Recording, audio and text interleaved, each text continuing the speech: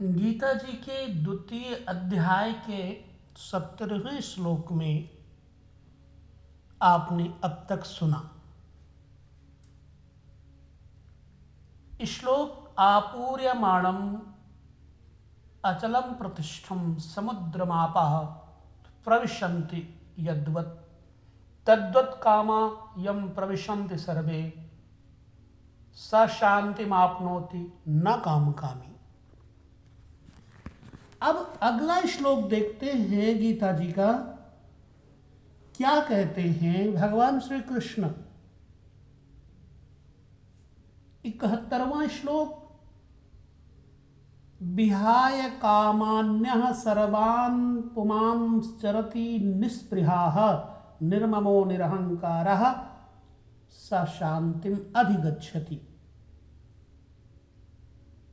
जो पुरुष संपूर्ण कामनाओं को त्याग कर निर्ममः, मैं और मेरे के भाव तथा अहंकार और स्पृहा से रहित हुआ बरतता है, वह उस परम शांति को प्राप्त होता है जिसके बाद कुछ भी पाना शेष नहीं रह जाता। ऐसा ब्राह्मी स्थिति ही पार्थ नैनाम प्राप्य विमुह्यति स्थित्वास्याम अंतकालेपि ब्रह्म निर्वाण मृक्षति। पार्थ, ऊपर वाली स्थिति ब्रह्म को प्राप्त हुए पुरुष की स्थिति है। समुद्रवत उन महापुरुष में विषय नदियों की तरह समा जाते हैं। वे पूर्ण संयमी और प्रत्यक्षतः परमात्मदर्शी हैं। केवल अहम ब्रह्मास्मि पढ़ लेने या रट लेने से यह स्थिति नहीं मिलती। साधन करके ही इस ब्रह्म की स्थिति को पाया जाता है। ऐसा महापुरुष ब्रह्मनिष्ठा में स्थित रहते हुए शरीर के अंतकाल में भी ब्रह्मानंद को ही प्राप्त होता है। निष्कर्ष क्या है? प्रायः कुछ लोग कहते हैं कि दूसरे अध्याय में गीता पूर्ण हो गई, किंतु यदि केवल कर्म का नाम मात्र लेने से कर्म पूरा हो जाता हो तब तो गीता का समापन माना जा सकता है। इस अध्याय में योगेश्वर श्री कृष्ण ने यही बताया है कि अर्जुन,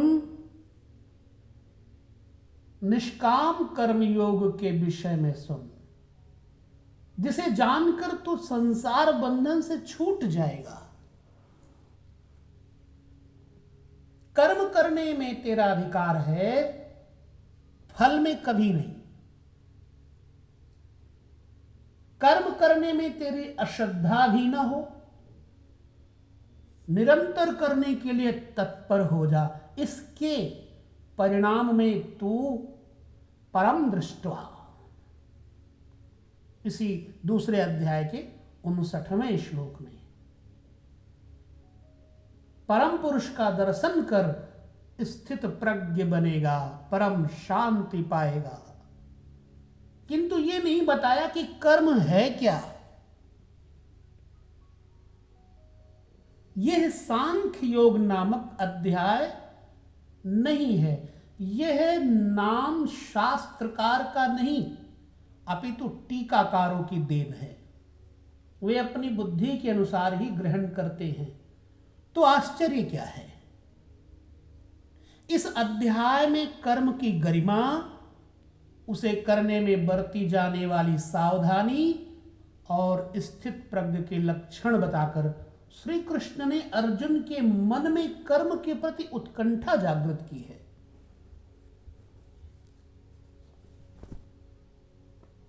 उसे कुछ प्रश्न किए, उसे कुछ प्रश्न दिए। आत्मा शाश्वत है, सनातन है, उसे जानकर तत्वदर्शी बनो। उसके प्राप्ति के दो साधन हैं, ज्ञान योग और निष्काम कर्म योग। अपनी शक्ति को समझकर हानि लाभ का स्वयं निर्णय लेकर कर्म में प्रवृत्त होना ज्ञान मार्ग है।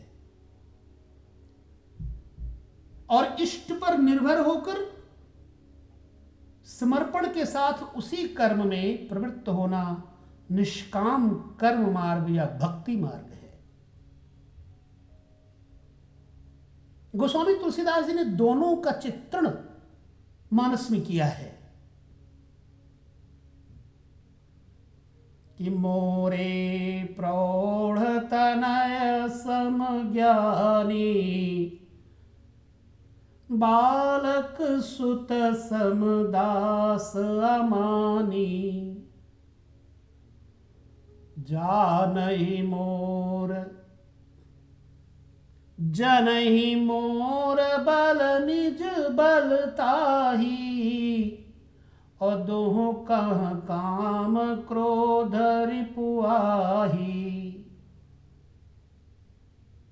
मेरे दो प्रकार के भजने वाले हैं, एक ज्ञान मार्गी, दूसरा भक्ति मार्गी। निष्काम कर्म मार्गी या भक्ति मार्गी शरणागत होकर मेरा आश्रय लेकर चलता है। ज्ञान योगी अपनी शक्ति सामने रखकर अपने हानि लाभ का विचार कर अपने भरोसे चलता है, जबकि दोनों के शत्रु एक ही हैं। ज्ञान मार्गी को काम क्रोध आदि शत्रुओं पर विजय पाना है और निष्काम कर्म योगी को भी इन्हीं से युद्ध करना है। कामनाओं का त्याग दोनों करते हैं और दोनों मार्गों में किया जाने वाला कर्म भी एक ही है। इस कर्म के परिणाम में परम शांति को प्राप्त हो जाओगे, लेकिन यह नहीं बताया कि कर्म है क्या। अब आपके भी समक्ष कर्म एक प्रश्न है। अर्जुन के मन में भी कर्म के प्रति जिज्ञासा हुई। तीसरे अध्याय के आरंभ में ही उसने कर्म विषयक प्रश्न प्रस्तुत किया। तो इस प्रकार से गीता जी के दूसरे अध्याय में इस श्लोक के उपरांत विराम होता है। 72 श्लोक है दूसरे अध्याय में। इसके बाद तीसरे अध्याय में प्रवेश होता है। अध्याय 2 में भगवान श्री कृष्ण ने बताया कि यह बुद्धि तेरे लिए ज्ञान मार्ग के विषय में कही गई। कौन सी बुद्धि? यही कि युद्ध कर, जीतोगे तो महामहिम की स्थिति प्राप्त कर लोगे और हारोगे तो देवत्व है। जीत में सर्वस्व है और हार में भी देवत्व है। कुछ मिलता ही है। अतः इस दृष्टि से लाभ और हानि दोनों में कुछ न कुछ मिलता ही है। किंचित भी क्षति नहीं है। फिर कहा, अब इसी को तू निष्काम कर्म योग के विषय में सुन। जिस बुद्धि से युक्त होकर तू कर्मों के बंधन से अच्छी प्रकार छूट जाएगा। फिर उसकी विशेषताओं पर प्रकाश डाला। कर्म करते समय आवश्यक सावधानियों पर बल दिया कि फल की वासना वाला न हो, कामनाओं से रहित होकर कर्म में प्रवृत्त हो और कर्म करने में तेरी अश्रद्धा भी ना हो, जिससे तू कर्म बंधन से मुक्त हो जाएगा। मुक्त तो होगा, किंतु रास्ते में अपनी स्थिति नहीं दिखाई पड़ी। अतः अर्जुन को निष्काम कर्मयोग की अपेक्षा ज्ञान मार्ग सरल और प्राप्ति वाला प्रतीत हुआ। अर्जुन ने प्रश्न किया, जनार्दन, निष्काम कर्म की अपेक्षा ज्ञान मार्ग आपकी दृष्टि में श्रेष्ठ है, तो मुझे भयंकर कर्म में क्यों लगाते हैं? और प्रश्न स्वाभाविक था। मान ले एक ही स्थान पर जाने के दो रास्ते हैं। यदि आपको वास्तव में जाना है तो आप अवश्य प्रश्न करेंगे कि इसमें सुगम कौन है। यदि नहीं करते तो आप पथिक नहीं। ठीक इसी प्रकार अर्जुन ने भी प्रश्न रखा। तीसरे अध्याय के पहले श्लोक में प्रश्न देखें। जायसी चेत कर्मणस्ते मता बुद्धिर जनार्दन तत्किम कर्मणि घोरे माम नियोजेसि केशव। जनों पर दया करने वाले जनार्दन, यदि निष्काम कर्म योग की अपेक्षा ज्ञान योग आपको श्रेष्ठ मानने हैं, तो हे केशव, आप मुझे भयंकर कर्म योग में क्यों लगाते हैं? निष्काम कर्म योग में अर्जुन को भयंकरता दिखाई पड़ी, क्योंकि इसमें कर्म करने में ही अधिकार है, फल में कभी नहीं। कर्म करने में अश्रद्धा भी न हो और निरंतर समर्पण के साथ योग पर दृष्टि रखते हुए कर्म में लगा रहे। जबकि ज्ञान मार्ग में हारोगे तो देवत्व है, जीतने पर महामहिम स्थिति है। अपनी लाभ हानि स्वयं देखते हुए आगे बढ़ना है। इस प्रकार अर्जुन को निष्काम कर्मयोग की अपेक्षा ज्ञान मार्ग सरल प्रतीत हुआ। इसलिए उसने निवेदन किया कि प्रभु, आप ये मिली जुली बात करते हो, मुझे एक निर्णय दो।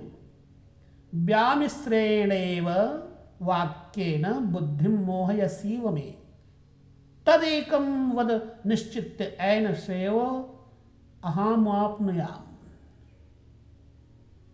तदेकं वद निश्चित्य ऐन श्रेयो अहमाप्नुयाम्। आप इन मिले हुए से वचनों से मेरी बुद्धि मोहित सी करते हैं। आप तो मेरी बुद्धि का मोह दूर करने में प्रवृत्त हुए हैं। अतः इनमें से एक निश्चय करके कहिए, जिससे मैं श्रेय, परम कल्याण, मोक्ष को प्राप्त हो जाऊं। इस पर भगवान श्री कृष्ण कहते हैं, लोके अस्मिन् दुविधा निष्ठा पुरा प्रोक्ता मया अनघ ज्ञान योगेन सांख्यानाम कर्म योगेन योगिनाम। भगवान ने कहना शुरू किया, निष्पाप अर्जुन, इस संसार में सत्य शोध की दो धाराएं हैं। मेरे द्वारा जो है ना, पहले कही गई है। पहले का तात्पर्य कभी सतयुग या त्रेता में नहीं, बल्कि अभी जिसे दूसरे अध्याय में कह के आए हैं। ज्ञानियों के लिए ज्ञान मार्ग और योगियों के लिए निष्काम कर्म मार्ग बताया गया। दोनों ही मार्गों के अनुसार कर्म तो करना ही पड़ेगा, कर्म अनिवार्य है। न कर्मणाम अनारंभान नैष्कर्म्य पुरुषो अश्नुते न च सन्न्यसनादेव सिद्धिम समधिगच्छति। श्लोक 4 अध्याय 3। अर्जुन, मनुष्य न तो कर्मों को न आरंभ करने से निष्कर्मता की अंतिम स्थिति को प्राप्त होता है और न आरंभ की हुई क्रिया को त्यागने मात्र से भगवत प्राप्ति रूपी परम सिद्धि को ही प्राप्त होता है। अब तुझे ज्ञान मार्ग अच्छा लगे या निष्काम कर्म मार्ग, दोनों में कर्म तो करना ही पड़ेगा। प्रायः इस स्थल पर लोग भगवत पथ में संक्षिप्त मार्ग और बचाव ढूंढने लगते हैं। कर्म आरंभ ही न करें, हो गए निष्कर्मी। कहीं ऐसी भ्रांति न रह जाए, इसलिए श्री कृष्ण बल देते हैं कि कर्मों को न आरंभ करने से कोई निष्कर्म भाव को नहीं प्राप्त होता। शुभाशुभ कर्मों का जहां अंत है, परम निष्कर्मता की उस स्थिति को कर्म करके ही पाया जा सकता है। इसी प्रकार बहुत से लोग कहते हैं हम तो ज्ञान मार्गी हैं, ज्ञान मार्ग में कर्म है ही नहीं। ऐसा मानकर कर्मों को त्यागने वाले ज्ञानी नहीं होते। आरंभ की हुई क्रिया को त्यागने मात्र से कोई भगवत साक्षात्कार रूपी परम सिद्धि को प्राप्त नहीं होता। क्यों कि नहीं कश्चित क्षणमपि जातुतिष्ठत्य कर्म कृत कार्यते ह्यवशः कर्म सर्वः प्रकृतिर्जैर्गुणैः। कोई भी पुरुष किसी भी काल में क्षण मात्र भी कर्म किए बिना नहीं रहता, क्योंकि सभी पुरुष प्रकृति से उत्पन्न हुए गुणों द्वारा विवश होकर कर्म करते हैं।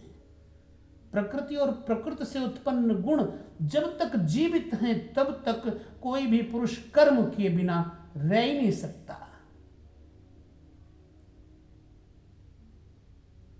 अध्याय 4 के 33वें और 37वें श्लोक में श्री कृष्ण कहते हैं कि यावन मात्र कर्म ज्ञान में समाप्त हो जाते हैं। ज्ञान रूपी अग्नि संपूर्ण कर्मों को भस्म कर देती है। यहां वे कहते हैं कि कर्म किए बिना कोई रहता ही नहीं।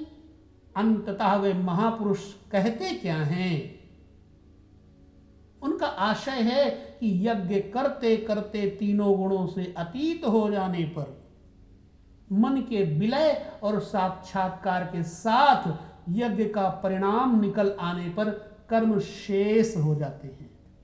उस निर्धारित क्रिया को उसकी पूर्णता से पहले कर्म मिटते नहीं, प्रकृति पिंड नहीं छोड़ती। इस पर कहते हैं 6ठा श्लोक देखें, 3 अध्याय का। कर्मेन्द्रियाणि संयम्य या आस्ते मनसा स्मरन इंद्रियार्थीन विमूढ़ात्मा इंद्रियार्थान विमूढ़ात्मा मिथ्याचारः स उच्यते। इतने पर भी विशेष रूप से मूढ़ लोग जो कर्मेंद्रियों को हठ से रोककर इंद्रियों के भोगों का मन से स्मरण करते रहते हैं, वे दंभी हैं, मिथ्याचारी हैं, पाखंडी हैं। शरीर से छोड़ दिया, मन से तो चिंतन कर रहे, ज्ञानी नहीं है। सिद्ध है कि कृष्ण काल में भी ऐसी रूढ़ियां थी। लोग करने योग्य क्रिया को छोड़कर इंद्रियों को हठ से रोक कर बैठ जाते थे और कहने लगते थे कि मैं ज्ञानी हूं, पूर्ण हूं। किंतु श्री कृष्ण कहते हैं कि वे धूर्त हैं। ज्ञान मार्ग अच्छा लगे या निष्काम कर्म योग, दोनों ही मार्गों में कर्म तो करना ही पड़ेगा। वृंदावन बिहारी लाल की जय। शेष अगले भाग में, यह 7वें श्लोक के पश्चात 3 अध्याय में चर्चा आएगी। 7वें श्लोक से लेकर के आगे की चर्चा करेंगे। यहीं पर जय श्री कृष्ण।